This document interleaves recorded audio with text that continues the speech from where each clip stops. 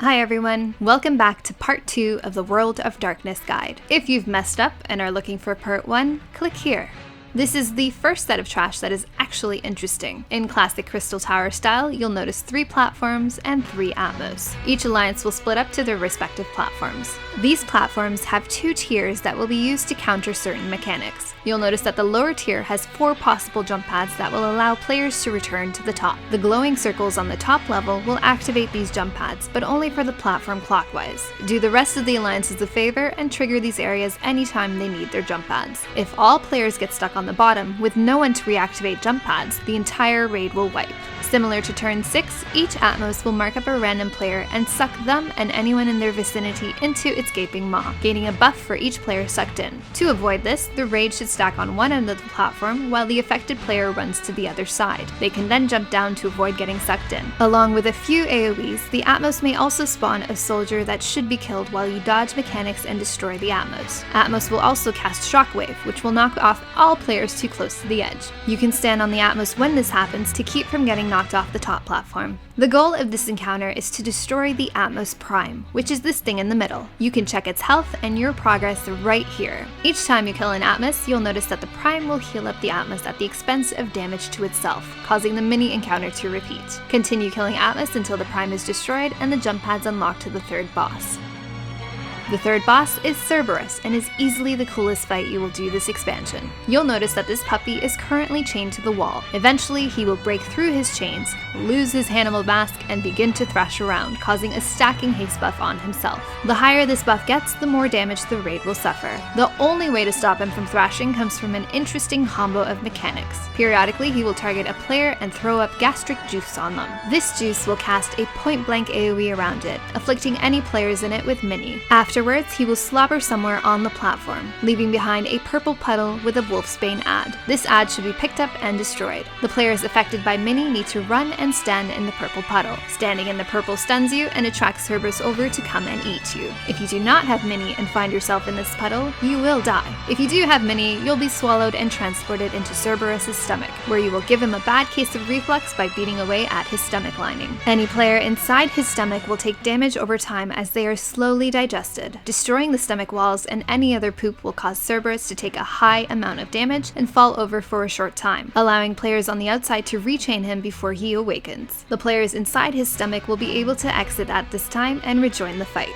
To chain him, players will pick up the chains by clicking on each wall and transporting them to Cerberus, where you can click on the 2 open fetters. Waiting until the last possible moment to attach the second chain will give your group a few seconds of free burn time. While all of that is happening in his stomach, the players on the outside have to deal with one angry dog. The Wolfsbane ads that spawn with the purple goo should be burned down so that they don't harass the healers. He will slash at his primary target, applying a debuff on the main tank. I don't believe a tank swap is required, but healers keep a close eye on the tanks and have cooldowns ready. He also has a fairly large and fast casting tail swipe that players should do their best to avoid. Periodically, he will cast Hellhound. He'll turn to face a random area of the platform and charge forward into a straight line. This will do high damage and debuff anyone caught in his charge. His Ululation Roar will apply the abandonment debuff on players, fearing them if they are too far away from their friends. Stack together to avoid this. He can also cast Sulphurous Breath on a random player, which puts out 3 column telegraphs that are similar in pattern to Landslide. And lastly, you'll notice him spawn a number of glowing balls that would cast out line AoEs for the group to dodge. It's up to your group to decide who gets eaten and who stays out. You'll notice that a lot of the groups follow the ABC method, evenly splitting the alliances into specific roles.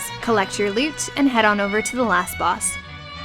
This arena is one even I recognize. While the mechanics here are very simple to deal with, I've been in a number of groups that have had trouble solely because they were all afflicted with a bad case of tunnel vision. Maintaining focus is very important, and it is very easy to wipe sub 10% because someone forgot to do something for some mechanic. Cloud of Darkness will apply a bleed on her primary target. The tank damage is otherwise fairly manageable. The boss will periodically teleport to a random side of the platform and blast Zero Form Particle Beam through the center in a straight line. Anytime she poofs away, get away from the center. Getting hit by this will place a vulnerability debuff on you, and multiple hits from this will probably result in a swift death.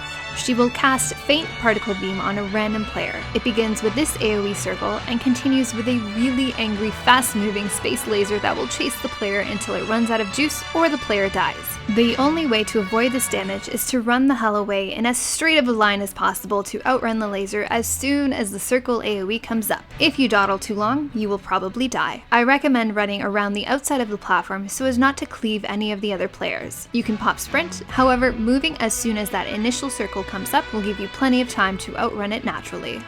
Cloud of Darkness will sometimes go invulnerable and begin sucking in air. This causes the number of big and small dark clouds to spawn around the platform and slowly move towards her. If they reach her, they will buff her damage, causing her eventual AoE blast to potentially wipe the raid. Standing in a direct line between her face and the clouds, effectively blocking the suck zone, will place a very effective heavy on them, giving you lots of time to destroy them. Once all the clouds are down, the boss will emote and blast the raid with her AoE. Since there is no cast bar, use her emote as the indication for shields, cooldowns, whatever you may need. The boss will also summon giant comments that will do massive raid damage when they hit the platform. To avoid this, one player needs to stand underneath each comment to soak the damage. Missing even one comment can put a ridiculous amount of stress on the raid healing, so everyone keep your eyes open and make sure there is one person for each comment. At this point, shadowy worms will come out of the ground. Any damage dealt to them will cause them to fall back into the ground. This essentially turns the platform into a gigantic whack-a-mole game. If you see a snake, slap it, make it go away. If a snake is left up or you get too close, you'll be afflicted with bad breath-like debuffs. Definitely not something you want in the middle of a fight like this. Eventually, she will spawn 3 clouds on top of 3 glowing platforms. Similar to the original Karn dungeon, players must step into the lit sections before the walls go up so that they can destroy the cloud inside before it explodes. Failing to do so will wipe the raid. We assign 1 alliance to each cloud to ensure that each box has enough players to destroy their cloud in time.